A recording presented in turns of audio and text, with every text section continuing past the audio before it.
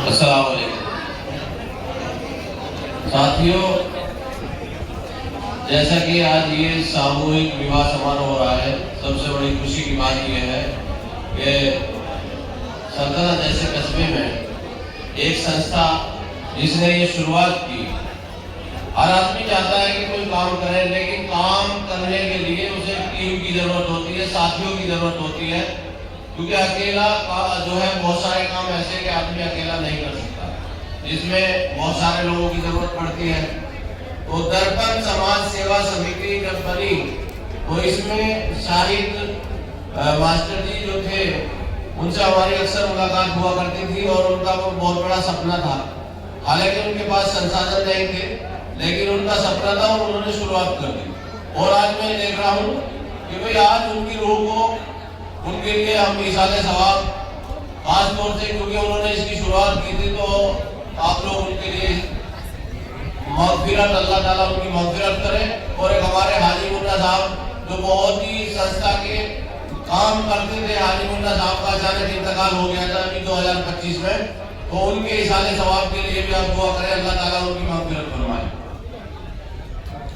जिस तरह से ये संस्था काम कर रही है, तो इस काम से काफी लोगों का भला होता है और हमारा थोड़ा थोड़ा सहयोग जो है बहुत बड़ा काम करता है।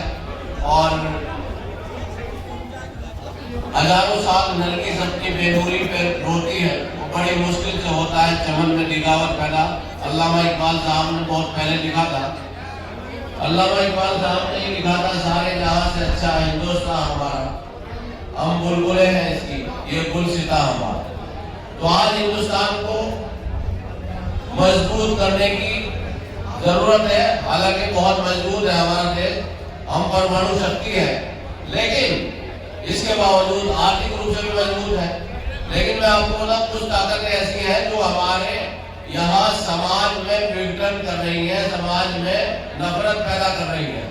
मैं खासतौर से इस बात को उन लोगों को बताना चाहता हूँ जो लोग समाज को तोड़ करके अपने सुनहरे महल बनाना चाहते हैं और सत्ता का ख्वाब देख करके वो सत्ता की सीढ़ियों पर पहुंचकर और अच्छे ओहदों पे पहुंचकर भी नफरत को मिटाने का नहीं बल्कि नफरत को बढ़ाने का खेल खेल रहे हैं।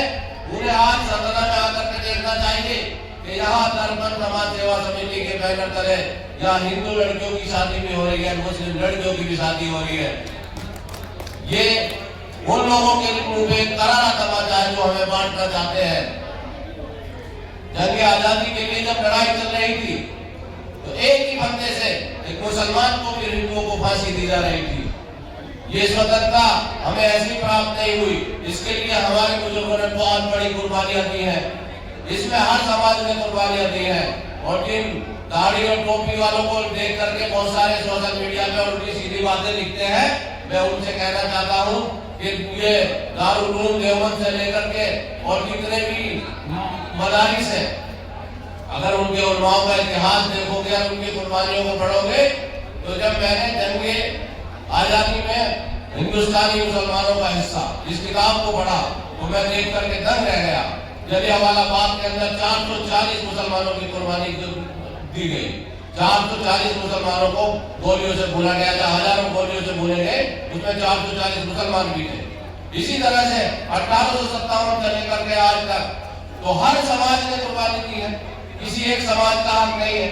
लेकिन हमें क्या है कि इसे भारत को जोड़ना है, इसके संसाधनों में सबका कब्जा होना चाहिए। जो आदिवासी है, मूल निवासी है, बहुजन समाज है, दलित है, उपेक्षित है, पीड़ित है, शोषित है, जितने भी वंचित लोग हैं, आज उन वंचित लोगों को अधिकारों से वंचित किया जा रहा है, उनको अधिकार देने की जरूरत है। हम जो ये कार्यक्रम कर रहे हैं, ये समाज का छोटे से छोटा, नीचे से नीचे वाले हिस्से को भी समाज के जो हमारे देश के संसाधन है उनमें उसकी हिस्सेदारी होनी चाहिए, उसको उसके अधिकार मिलने चाहिए, उसको उसकी पढ़ाई, जहाँ उसकी पढ़ाई होनी चाहिए उसको पढ़ाई मिलनी चाहिए।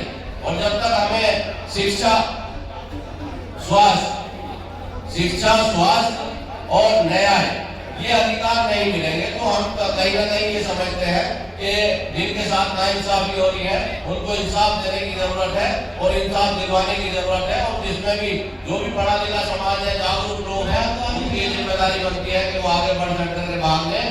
आसिफ अली साहब और दूसरे लोग संस्था के जिन्होंने ये शुरुआत की थी, हम उनका सहयोग करके उनको आगे बढ़ाने का काम कर रहे हैं और आप लोग भी इसी तरह से आगे बढ़ाने का काम करें तो काफी काम आगे बढ़ सकता है।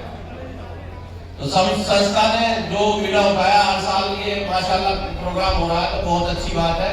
और हमारे शहर के गणमान्य नागरिक जितने करीब संस्था से ज्यादातर लोग जुड़े हुए हैं, यहाँ पे आपका अंसारी साहब जो पूर्व चेयरमैन प्रत्याशी वो भी आ गए हैं, मैं उनका भी इस्तेमाल करता हूँ, बहुत बहुत स्वागत है आपका।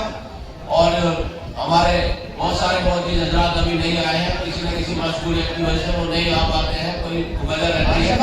लेकिन अब मैं ज्यादा समय न लेते हुए मैं सिर्फ इतना ही कहूंगा कि भाई अच्छाई का काम कहीं हो रहा हो तो अगर आप उसमें ज्यादा सहयोग नहीं करते, कम करें, और ज्यादा सहयोग भी नहीं कर पाते तो उसमें रोड़ा न बने, उसमें रुकावट ना बने, बंदों से आगे बढ़ाने का काम करें। इन्हीं बातों के साथ मैं अपनी बात समाप्त करता हूँ। बहुत बहुत शुक्रिया।